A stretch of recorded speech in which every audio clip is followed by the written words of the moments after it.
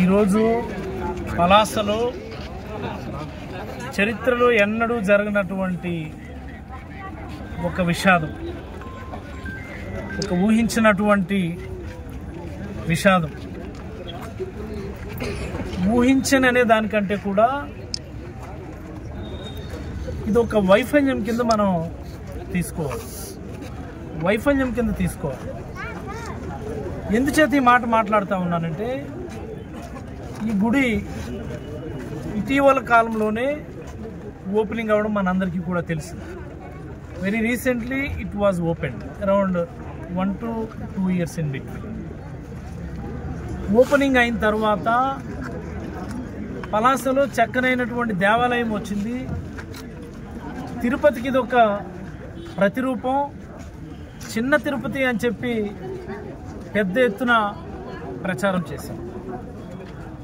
మరి దాని ధర్మలా భక్తులందరూ కూడా ఇక్కడికి రావడం, ప్రతిరోజు ఒక 2000 మంది వరకు రావడం, శనివారం వస్తే ఒక 10,000 15,000 మంది రావడం, మరి ఈరోజు ఏకాదశి పర్వదినాన 1,00,000 మంది వరకు రావటం జరిగింది.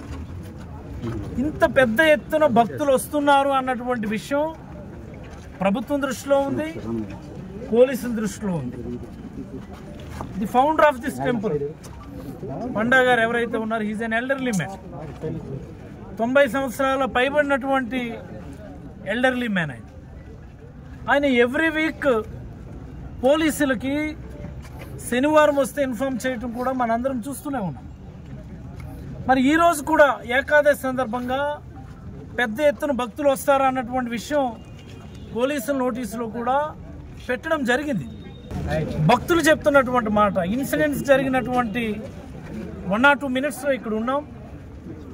డెడ్ బాడీస్ చెల్లా చెదురుగా పడున్నాయి. ఒక 2-3 గ్యాస్పింగ్ స్టేజ్లో ఉన్నారు. ఒక ఆవిడైతే రైట్ లెగ్ ఫ్రాక్చర్ అయ్యి హాహాకారాలు చేస్తుంది. ఒక చిన్న పిల్లోడు అయ్యప్ప మాల వేసి చలనం లేకుండా పడి ఉండడం చూసి నిజంగా దుఃఖాన్ని ఆపుకోలేకపోయింది. మరి ఆ సందర్భంలో టెర్మినల్ స్టేజ్లో ఉన్నటువంటి వాళ్ళకి లైఫ్ సపోర్ట్ ఇవ్వాల్సిన సందర్భంలో ఆ రకంగా రెస్పాండ్ అవ్వడం కూడా జరిగింది. ఈవెన్ ఆ టైంకి కూడా బాడీస్ చల్లా చెదురుగా పడి ఉండి వాటన్నిటినీ ఒక దగ్గర చేర్చిన సమయంలో కూడా ఒక్క పోలీసులు కూడా ఇక్కడైతే మేము చూడలేదు. ఇదేదో ప్రతిపక్షంలో ఉన్నాం కదా అని చెప్పి నేను చెప్తున్నటువంటి మాట కాదు.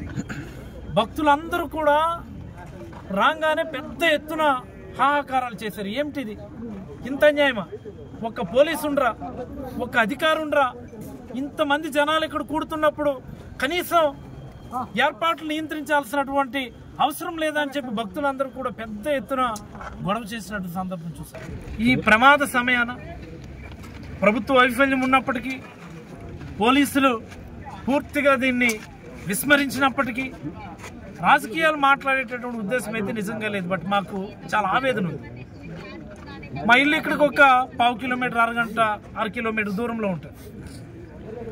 ఉదయం 7:30కి ఇక్కడ ఉన్నటువంటి మా వార్డు ఇన్ఛార్జ్, సార్ జనాలు విపరీతంగా వస్తున్నారు, అసలు అక్కడ ఏర్పాట్లు ఎలా ఉన్నాయో ఒకసారి మీరు పరిశీలన చేయండి అని చెప్పి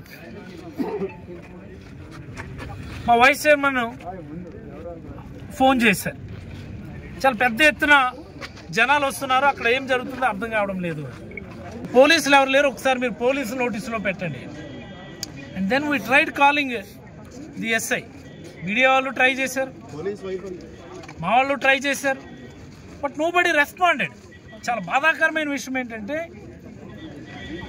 ఇంతమంది జనాలు వస్తున్నారని చెప్పడానికి ట్రై చేసినా కానీ ఎవరు రెస్పాండ్ అయినటువంటి పరిస్థితి లేదు. ఇది ఏ రకంగా దీన్ని మనం ఇంటర్ప్రిట్ చేయాలో కూడా అర్థం అవడం లేదు. సిపిఆర్ చేశాను, వాళ్ళు గ్యాస్పింగ్ స్టేజ్లో ఉన్నారు.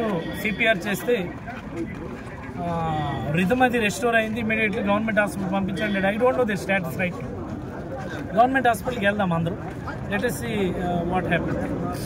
సో ఈ రకమైనటువంటి పరిస్థితి అత్యంత బాధాకరమైనటువంటి, పూర్తిగా ప్రభుత్వ వైఫల్యం కింద, పోలీసుల వైఫల్యం కింద దీన్ని నేనైతే వ్యక్తిగతంగా విమర్శించడానికి కాదు, కానీ పోలీసులు ఎస్పీ గారు కూడా సీరియస్గా ఆలోచించారు.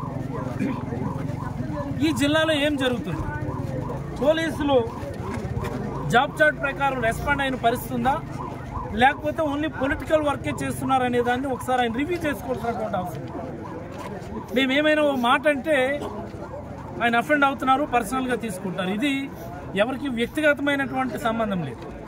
అందరం ప్రజల సర్వీస్లో ఉన్నాం కాబట్టి విమర్శలు వచ్చినప్పుడు కూడా అలాగనే రివ్యూ చేసుకోండి. మీరు జాబ్ చార్ట్ ప్రకారం లా అండ్ ఆర్డర్ కంట్రోల్లో, మాబ్ కంట్రోల్లో, ఇంకోటి అకార్డింగ్ టు దే మాన్యువల్ వాళ్ళు పనిచేస్తున్నారా, లేకపోతే ఓన్లీ పొలిటికల్ వర్క్ మీదే బిజీగా ఉన్నారా అన్నటువంటి విషయాన్ని మీరు ఒకసారి చెక్ చేసుకుంటే అనేకమైనటువంటి వాస్తవాలు మీకు బయటపడతాయి. ఈ వైఫల్యం అంతటికీ కూడా ఎవరు బాధ్యత వహిస్తారా అన్నటువంటిది కూడా ప్రభుత్వం